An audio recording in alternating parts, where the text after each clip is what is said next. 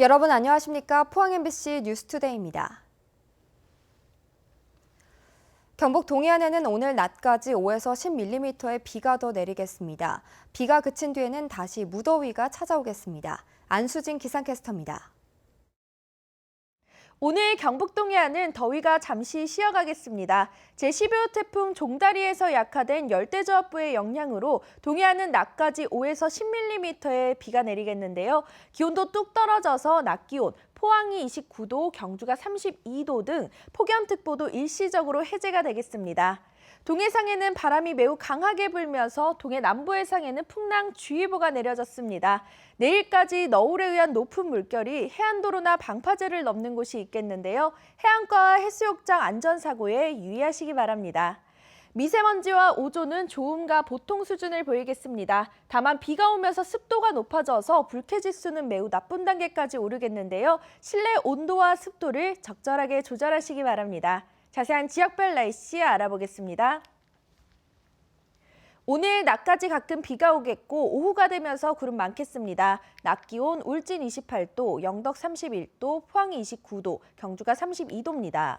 울릉도와 독도에는 구름 많겠습니다. 낮 기온 울릉도 29도, 독도 27도입니다. 동해상에는 오전까지 비가 오겠고 오후가 되면서 구름만 많겠습니다. 바다의 물결 동해 중부 해상에서 최고 3m, 동해 남부 해상에서 최고 4m로 높게 일겠습니다. 비가 그치고 기온은 차츰 올라 다시 무더운 날이 이어지겠습니다. 날씨였습니다. 경주 천마총이 일반에 공개된 뒤 42년 만에 대대적인 보수를 마치고 원형에 가깝게 복원됐습니다.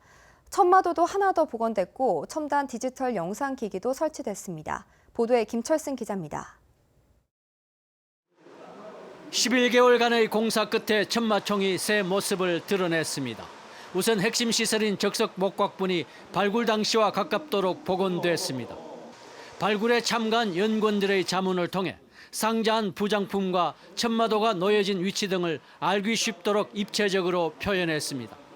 옛날에는 그냥 바닥에 깔린 채로 깔려 있는 그대로 했는데 이번에 목관이나 목곽 또 부장괴 이런 것들을 복원을 한 거죠. 천마총의 상징인 천마도도 이번에는 진품과 같은 자작나무 껍질과 천연 연료로 복원했습니다. 또 자작나무가 아닌 다른 천마도를 하나 더 만들어 처음으로 공개했습니다. 얇은 대나무판에 금동판을 붙인 것으로 화려함을 뽐내고 있습니다. 막혀 있었던 목곽 뒤쪽에도 전시 공간을 배치했고 관람객들이 유물을 쉽게 알 수 있도록 디지털 영상 기기도 설치했습니다. 누수가 좀 있어서 안에 보존에 영향이 있었는데 그걸 이번에 확실히 잡았습니다. 잡고 그다음에 뒷공간을 넓히고. 천마총에서는 지난 1973년 발굴 당시 국보와 보물 10점을 포함해 11,500여 점의 유물이 쏟아졌고 1976년부터 일반에 공개됐습니다. 발굴 45년, 일반에 공개된 지 42년 만에 천마총이 새 단장해서 관광객들에게 새로운 볼거리를 제공하게 됐습니다. MBC 뉴스 김철승입니다. 무더운 날씨가 연일 이어지면서 다들 건강관리에 어려움이 많으실 텐데요. 특히 당뇨병 환자들에게는 장기화되는 폭염이 당뇨 합병증을 유발할 수 있어서 각별한 주의가 필요합니다. 이상원 기자가 보도합니다. 당뇨병을 앓는 이 50대 여성 환자는 별다른 증상이 없는데도 봄보다 혈당 수치가 30% 이상 높아졌습니다. 더위는 좀 많이 타는 편이에요. 땀은 많이 흘리는데 솔직히 좀 힘들죠. 좀 더우니까 자꾸 사람이 깔아앉는 그런 정서도 없잖아 있어요. 땀이 많이 나고 탈수 현상이 나타나는 여름은 혈당 조절이 어려워 당뇨병 환자들에겐 눈, 신장, 신경, 발 같은 부위에 당뇨 합병증에 걸릴 위험이 높습니다. 국민건강보험에서 조사한 2015년 당뇨 환자 진료 비율을 보면 전체 당뇨 환자 가운데 눈 합병증이 가장 많았고 신경병증, 신장합병증 순으로 나타났습니다. 눈 합병증 가운데 당뇨 망막병증은 시력을 떨어뜨리고 심한 경우 실명할 수도 있어 조기 치료가 매우 중요합니다. 당뇨 망막병증이 위험한 것은 진행될 때까지 증상이 별로 없습니다. 그래서 당뇨가 진단된 후에는 안과 진료를 꼭 보시고 당뇨가 조절되는 정도에 따라서 길게는 1년, 짧게는 매달 진료를 보면서 적절한 치료를 빨리 진행하는 것이 좋겠습니다. 매일 오전과 오후 정기적으로 혈당을 재고 운동과 식이요법을 적절히 병행하는 것은 필수입니다. 혈당이 좀 떨어진다 싶으면 간식을 섭취하고 너무 혈당이 높아진다면 좀 실내 운동이라도 하는 그런 적절한 식이 운동과 운동 조절 이런 것들이 중요하고요. 무더운 여름 외출할 때는 저혈당이 나타날 경우 먹을 수 있는 간식도 챙기고 눈을 보호할 수 있는 선글라스와 모자도 착용하라고 전문의들은 권고합니다. MBC 뉴스 이상원입니다. 지난 29일 포항에서는 제15회 포항국제 불빛축제가 열려 1시간 동안 환상의 불꽃쇼가 펼쳐졌는데요. 현장에 못 가신 분들을 위해서 영상으로 준비해봤습니다. 이규설 기자입니다. 메인 불꽃쇼의 서막은 몬트리올 국제불꽃 경연대회에서 우승한 영국 주빌리 팀이 열었습니다.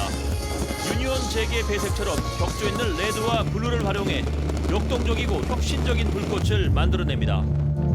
이어 대륙 특유의 거대하고 웅장한 불꽃을 연출한 중국 써니팀의 공연에 이어 평창올림픽 개폐막식을 연출한 우리나라 한화팀이 힐링을 주제로 화려하고 수준 높은 불꽃쇼를 선사합니다.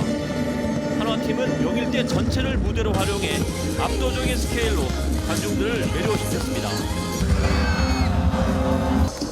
잠시도 무대에서 눈을 뗄 수 없게 만든 콜롬비아 팀의 살사 댄스, 그리고 예술의 도시 러시아 블라디보스톡 전통공연단의 수준 높은 공연도 관객들의 시선을 사로잡았습니다.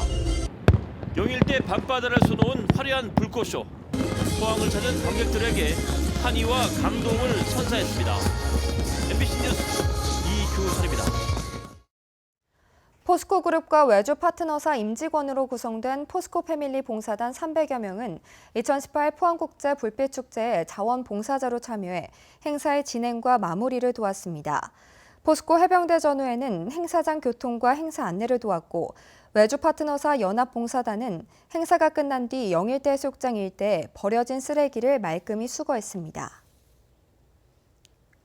폭염이 장기화되자 포항시는 피해 최소화를 위해 폭염 대응 재해 상황실을 운영하고 예비비를 긴급 투입하고 있습니다. 포항시는 양수기 75대와 분소스 207km, 스프링클러 105대를 마을별로 공급한 데 이어 읍면에 추가로 필요한 농자재 현황을 신청받아 지원할 계획입니다. 또 가축 면역력 강화제와 미네랄 등 가축의약품 3억 원어치를 구입해 축산 농가에 지원했습니다. 경상북도 수산자원연구소는 동해안을 생기 넘치는 황금 해역으로 만들기 위해 올해 생산한 어린 가자미 52만 마리를 오늘부터 순차적으로 방류합니다. 이번에 방류하는 치어는 문치 가자미와 돌가자미 두 종으로 자연산 어미로부터 인공수정을 통해 부화시켜 약 7개월간 사육한 몸 길이 5에서 6cm의 건강한 치어를 방류할 계획입니다. 창립 50주년을 맞은 포스코가 제철소와 사람들을 주제로 특별전을 엽니다. 13명의 작가들이 직접 제철소 현장을 둘러보고 예술가 특유의 감성을 담았는데요. 홍태균 아나운서가 전합니다. 한 폭의 장엄한 자연경관처럼 보는 이를 압도하는 제철소 풍경들. 검은 철광석이 쇳물로, 쇳물이 다시 쇳덩이로 탈바꿈하는 모습에 작가들은 뜨거운 철의 에너지를 느낍니다. 역동하는 제철소에서 고요한 흑백의 순간을 마주하기도 하고 살아있는 유기체처럼 작동하는 제철 현장을 색다른 예술 작품으로 그려냅니다. 무수한 파이프나 기계들을 돌게 하는 힘의 원천은 바로 노동자임을 깨닫기도 합니다. 제철소라는 특별한 장소, 철을 만드는 사람들, 그곳에서 벌어지는 신비롭고 경이로운 풍경을 담아낸 예술가의 시각으로 표현된 작품이라고 볼 수 있습니다. 이번 프로젝트를 위해 미술가들은 직접 제철소를 견학했으며 추상과 구상회화, 영상, 판화까지 총 65점의 작품을 내놓습니다.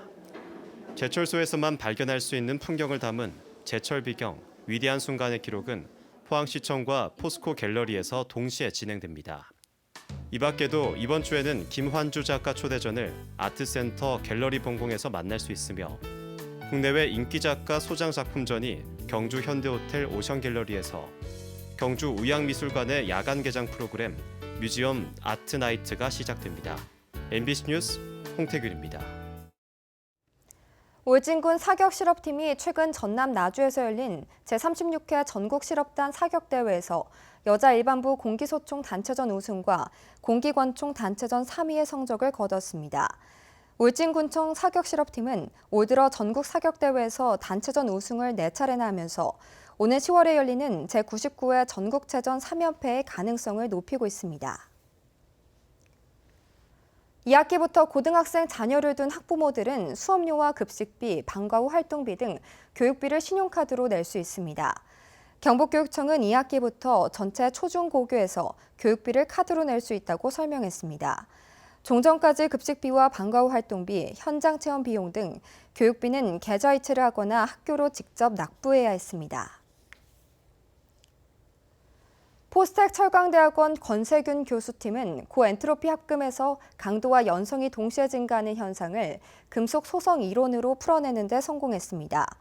연구팀은 합금 설계 시 외부에서 힘을 줄 때 대칭으로 놓여있는 거울 모습의 격자 구조가 나오도록 하면 강도가 높고 부드러움을 갖출 수 있으며 종전 기가스틸보다 더 강하고 유연한 철강 개발은 물론 기존의 다양한 금속 재료 연구에 적용할 수 있다고 밝혔습니다.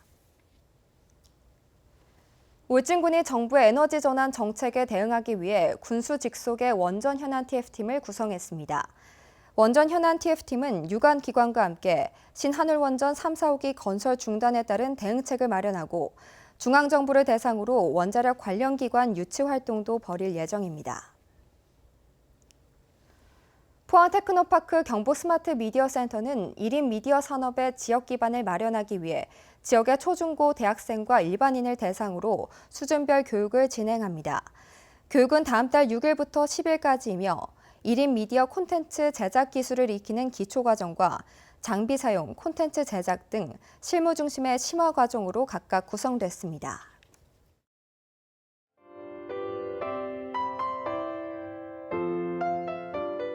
오늘 경북 동해안은 더위가 잠시 쉬어가겠습니다. 제12호 태풍 종다리에서 약화된 열대저압부의 영향으로 동해안은 낮까지 5에서 10mm의 비가 내리겠는데요. 기온도 뚝 떨어져서 낮 기온, 포항이 29도, 경주가 32도 등 폭염특보도 일시적으로 해제가 되겠습니다. 동해상에는 바람이 매우 강하게 불면서 동해 남부 해상에는 풍랑주의보가 내려졌습니다.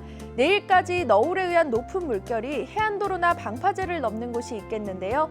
해안가와 해수욕장 안전사고에 유의하시기 바랍니다. 미세먼지와 오존은 좋음과 보통 수준을 보이겠습니다. 다만 비가 오면서 습도가 높아져서 불쾌지수는 매우 나쁜 단계까지 오르겠는데요. 실내 온도와 습도를 적절하게 조절하시기 바랍니다. 자세한 지역별 날씨 알아보겠습니다. 오늘 낮까지 가끔 비가 오겠고 오후가 되면서 구름 많겠습니다. 낮 기온 울진 28도, 영덕 31도, 포항이 29도, 경주가 32도입니다. 울릉도와 독도에는 구름 많겠습니다. 낮 기온 울릉도 29도, 독도 27도입니다. 동해상에는 오전까지 비가 오겠고 오후가 되면서 구름만 많겠습니다. 바다의 물결 동해 중부 해상에서 최고 3m, 동해 남부 해상에서 최고 4m로 높게 일겠습니다. 비가 그치고 기온은 차츰 올라 다시 무더운 날이 이어지겠습니다. 날씨였습니다. 네, 이상으로 포항 MBC 뉴스를 마칩니다. 여러분 고맙습니다.